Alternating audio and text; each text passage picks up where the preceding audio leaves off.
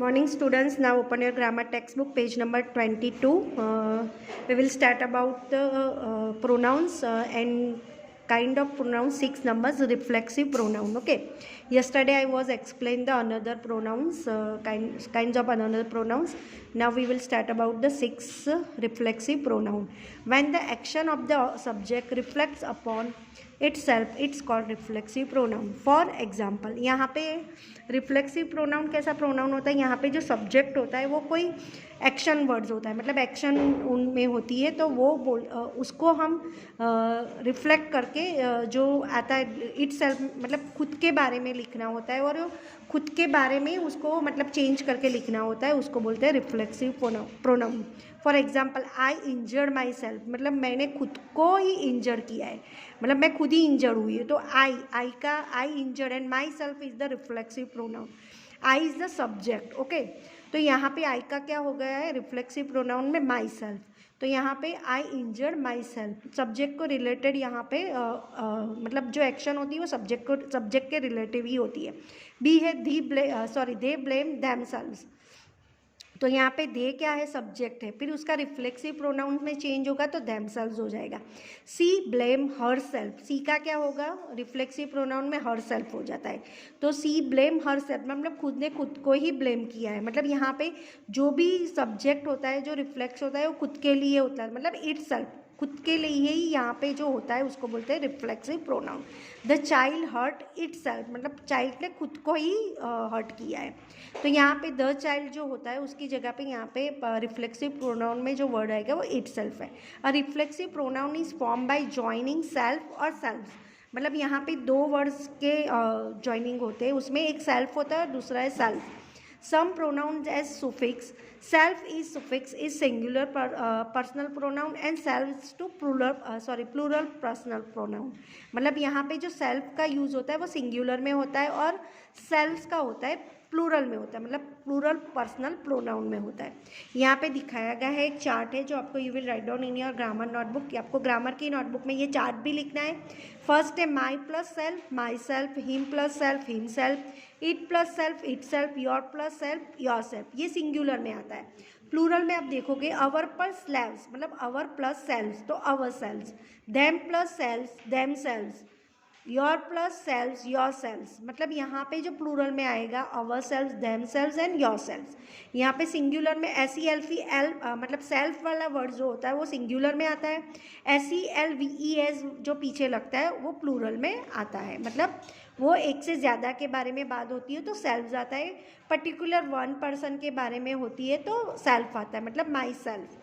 यहाँ पे this is how to personal pronoun change to reflexive pronoun, मतलब यहाँ पे जो पर्सनल प्रोनाउन को रिफ्लेक्सिव प्रोनाउन में कैसे चेंज करना है वो भी सिंगुलर प्लूरल दोनों में यहाँ पे चार्ट बताया गया है.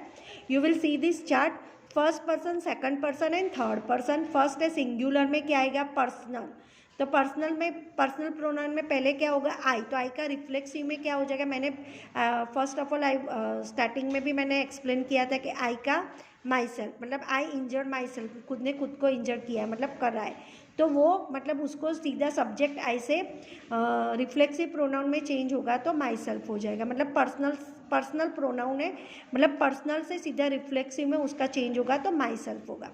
योर का योर सेल्फ, ही का हिम सेल्फ, सी का हर सेल्फ, इट का इट सेल्फ. यहाँ पे प्लूरल में भी वही होगा, वी का अवर सेल्फ हो जाएगा, क्या होगा वी का यू का योर सेल्फ, दे का देमसेल्व्स. ओके, तो यहाँ पे जो पर्सनल के बारे में जब भी हम बात करें उसको अगर चेंज करना है रिफ्लेक्सिव में तो ये चार्ट है उसी के हिसाब से उसको चेंज करना होता है. Seventh emphatic pronouns. Emphatic pronouns are those pronouns which are used for emphasis and have the same form as reflexive pronouns. For example, ये भी रिफ्लेक्सिव प्रोनाउन के रिलेटेड ही है, ये प्रोनाउन को यूज़ करना है उसको बोलते हैं emphasis and have same from the reflexive pronoun. You your self like those sorry, मतलब you your self, she her self, मतलब यहाँ पे रिफ्लेक्सिव ही, मतलब सी सब्जेक्ट है फिर मतलब सी पर्सनल है उसको चेंज करके यहाँ पे हर सेल्फ लगाया गया.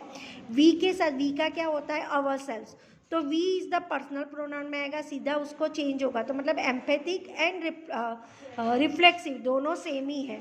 ओके, तो we ourself climbed the hill, मतलब यहाँ पे वी का अवरसेल्फ जो हो जाएगा, यहाँ पे भी we ourself so the zebra.